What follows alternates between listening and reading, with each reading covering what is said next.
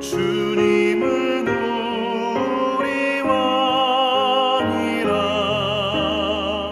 왕이신 예수님 오셔서 좌정하사 다스리소서.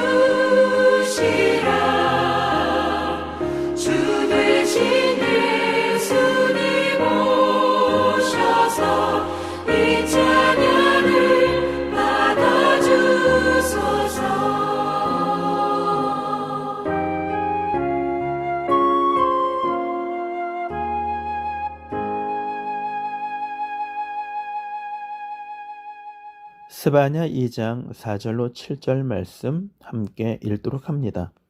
가사는 버림을 당하며 아스글롯은 폐허가 되며 아스돗은 대낮에 쫓겨나며 에그로는 뽑히리라. 해변 주미 그의 족속에게 화 있을진저 블레셋 사람의 땅 가나안아 여호와의 말씀이 너희를 치나니 내가 너를 멸하여 주민이 없게 하리라. 해변은 풀밭이 되어 목자의 움막과 양떼의 우리가 거기에 있을 것이며 그 지경은 유다 족속의 남은 자에게로 돌아갈지라. 그들이 거기에서 양떼를 먹이고 저녁에는 아스글론 집들에 누우리니 이는 그들의 하나님 여호와가 그들을 보살피사 그들이 사로잡힘을 돌이킬 것임이라. 아멘. 블레셋이 받은 벌이라는 제목으로 아침 묵상 함께 나누도록 하겠습니다. 여러분은 혹시 국가와 국가가 인접한 국가와 관계가 좋은 것을 혹시 보신 적이 있습니까? 물론 미국과 캐나다 같은 경우에도 관계가 나쁘진 않죠. 그러나 대부분의 나라들은 좋은 관계를 맺지 못하고 있습니다. 우리나라 말에 이웃사촌이라는 말이 있죠. 그게 무색할인 만큼 각 나라의 자신들의 이득을 위하여 주변 나라들과 좋은 관계를 맺지 못하는 경우를 많이 보게 됩니다. 우리는 저번에 중국이 17개의 국경을 다른 나라와 맞대고 있다라는 이야기를 했습니다. 그리고 대부분의 많은 나라와 아주 또 갈등 관계를 맺고 있는 것을 보면 그런 것 같습니다. 러시아도 우크라이나와 관계가 아주 좋지 않죠. 우리는 성경 멀리 보지 않고 성경에서만 보더라도 지금도 여전히 바로 이스라엘과 그리고 팔레스타인 관계가 좋은 관계를 맺지 못하고 있습니다. 오늘은 특별히 이 팔레스타인에 대하여 오늘 4절부터 7절까지 팔레스타인, 바로 이 블레셋 사람들에 대해 하나님이 벌을 하시겠다라고 우리들에게 말씀해 주고 계십니다. 스바냐서 역시 팔레스타인으로부터 시작을 해서 이스라엘뿐만 아니라 주변의 모든 나라들에 대하여 하나님이 심판하시겠다라고 우리들에게 말씀해 주고 계십니다. 블레셋은 한 나라가 아닙니다. 블레셋은 5개의 도시, 국가라기는 뭐하지만 그런 족속, 5족속이 이루어진 연합된 나라, 그것이 바로 이제 블레셋입니다. 블레셋은 크게 5개의 도시로 중심으로 이루어집니다. 가사, 가드, 아스글론, 아스돗, 그리고 에그론, 이렇게 5개로 이루어진 나라입니다.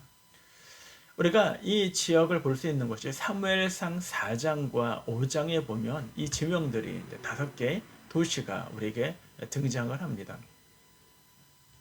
특별히 이스라엘이 자꾸 블레셋과의 싸움에서 패하자 이스라엘 사람들이 어떤 생각을 갖겠냐면 사무엘상 4장 3절에 보면 여호와의 언약궤를 실로에서 우리에게 가져다가 우리 중에 있게 하여 그것으로 우리를 우리 원수들의 손에서 구원하게 하자라고 이야기합니다.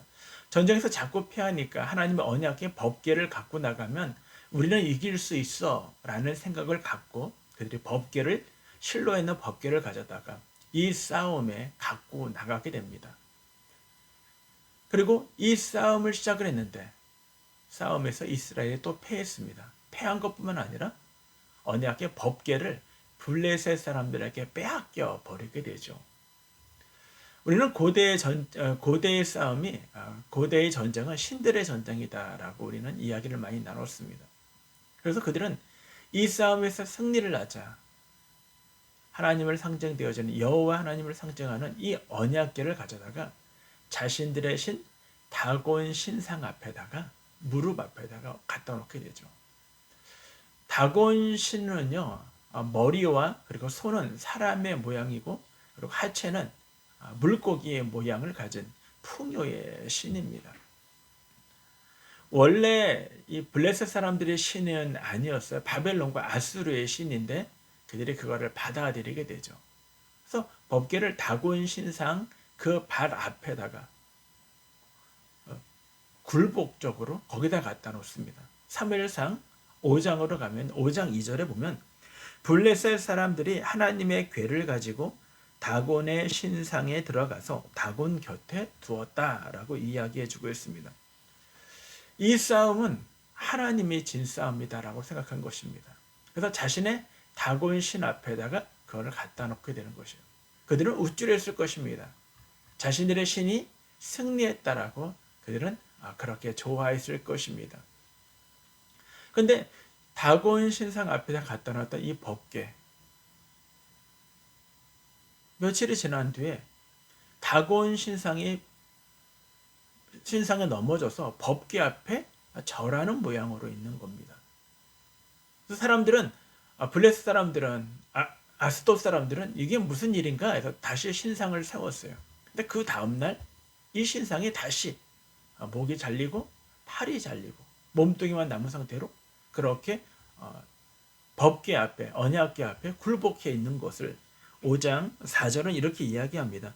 그 이튿날 아침에 그들이 일찍 일어나 본즉 다곤이 여호와의 궤 앞에 또다시 엎드려져서 얼굴이 땅에 닿았다라고 이야기하고 있습니다. 이렇게 끝나는 것이 아니에요. 또 말씀에 5장 7절에 보면 아스돗 사람들이 이를 보고 이르되 이스라엘의 신의 궤를 우리와 함께 잊지 못하게 할지라 그의 손이 우리와 우리의 신 다곤을 친다라고 이야기합니다. 다곤 신상이 그냥 무너진 것뿐만 아니라 독종이 이 아스돗 마을을 덮치게 됩니다. 그러자 그들은 하나님이 자신의 다곤과 자신들을 치고 있다라고 생각합니다. 그래서 아스돗에서 이 법궤를 다른 곳으로 옮기기를 원하고 이 5개의 도시를 돌지만 그때마다 하나님이 독종을 그들에게 내림으로 말미암아 그들이 이 법궤를 두려워하게 해요. 그들은 자신들이 승리했을 거라고 생각했습니다. 그러나 하나님이 그들에게 하나님이 누구인지를 보여줘요. 그래서 그들이 그 법궤를 다시 이스라엘로 보내게 되는 것입니다. 우리가 벳세무스로 가는 소에 대한 이야기, 그 법궤가 어떻게 이스라엘을 돌아오고 그 이스라엘을 다윗이 어떻게 맞이하는지 우리는 너무나 잘 알고 있습니다. 그렇습니다.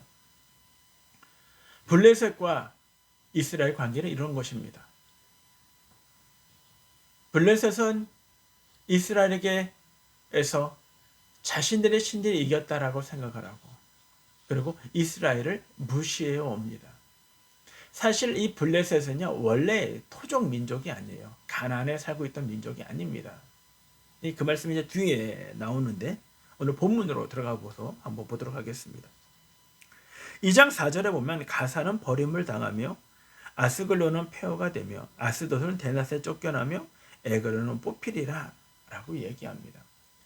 이게 원어적으로 보면요 이들의 이 지명에 자랑하는 것에 대해 빗대어 하나님의 말씀하시는 것입니다. 좀 복잡하니까 그냥 하나님 이렇게 말씀하십니다. 그들은 버림을 당하고 폐허가 되고 쫓겨나며 뽑힐 것이다 라고 이야기해요. 그것이 어떻게 쫓겨났냐면 아스돗에 대한 이야기를 하면서 대낫에 쫓겨날 것이다. 왜 아스돗에 대하여 이야기를 할까? 아스돗에는 다곤 신상이 있기 때문이에요. 그리고 처음으로 법궤를 간 것도 다 아스돗이었습니다. 아스돗의 대낫에 쫓겨나겠다라는 것은, 대낫은 그들이 한참 찬란할 때예요. 블레셋이 막강하고 그리고 그들이 영화를 꽃피울 때 하나님은 그들을 폐허가 되게 하고 그들을 쫓아내게 하고 그들을 무너뜨리겠다라고 말씀하고 있는 것입니다. 그들이 가장 안전하다고 얘기할 때, 가장 문제가 없다라고 생각할 때, 그때 하나님이 이 블레셋을 쫓아내시겠다라고 말씀하시는 것입니다. 5절에 보면 해변 주민 그렛 족속에게 화 있을진저라고요. 여기 그렛 족속에는 블레셋을 이야기합니다. 원래 블레셋이 이 땅의 토착민이 아니에요.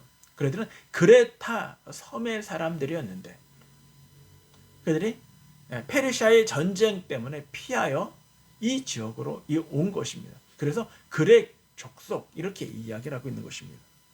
그들은 해변 주민이라는 것은요, 해양 주민을 의미하는 것이죠. 네, 그레트 섬은 바로 배들로 유명한 그런 섬입니다. 그리고 또 블레셋 사람의 땅 가나안아, 여호와의 말씀이 너희를 친하니 내가 너를 멸하여 주민이 없게 하리라 라고 얘기합니다. 블레셋이 그렛 족속이죠. 근데 그들에게 또 가나안 땅에 살고 있기 때문에 가나안 족속이라고 이야기하고 있습니다. 이중적으로 이야기하고 있어요. 우리는 가나안 하면은 좋은 의미로 받아들일 때가 많아요. 왜냐하면 하나님의 약속의 땅이 어디이기 때문에? 가나안이기 때문에요.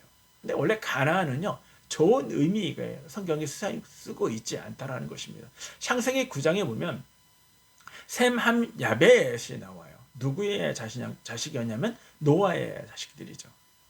노아가 포도주를 먹고 술에 취했을 때 그 아버지의 하체를 보고 조롱하고 희롱했던 사람이 있는데 그가 누구냐면 함이에요. 그래서 창세기 9장에 보면 이 함의 막내 아들 이름이 가나안입니다. 그래서 함과 가나안을 하나님이 저주하셔요. 가나안의 의미는요, 하나님에게 저주를 받은 곳, 그런 의미를 갖고 있다는 것입니다. 그들에 대하여 어떻게 하시겠다고요? 하나님이 그들을 쫓아내시겠다라고 말씀하고 있는 것입니다. 왜요? 내가 그들을 친하니 내가 너를 멸하여 주민이 없게 하리라 라고 이 블레셋 사람들을 하나님이 징계하시겠다고 말씀하고 있는 것입니다. 6절에 보면 해변은 풀밭이 되어 목자의 음막과 양떼의 우리가 거기에 있을 것이며 그 주경은 유다 족속의 남은 자에게로 돌아갈지라. 7장 첫 앞부분 보더라도 해변, 이들은 해변을 중심으로 도시들이 주로 형성이 됩니다. 가장 찬란한 도시예요. 그 도시가, 이 5개의 도시가 어떻게 되겠다고요? 풀밭이 되어서 목자들이 양을 치는, 짐승들이 머무는 곳이 되게 하겠다라는 것입니다. 그래서 양들이 그곳에서, 그 도시의 그 찬란한 그것이 폐허가 되어서 그 도시에 짐승들이 이제 풀을 뜯는, 잡풀이 무성하게 되어 풀을 뜯는 곳이 되게 하겠다라는 것입니다. 그리고 남겨진 것은 유다 족속에게로 돌아갈 것이다. 완전히 이 블레셋의 5 성읍은 완전히 폐허가 될 것임을 이야기하고 있는 것입니다.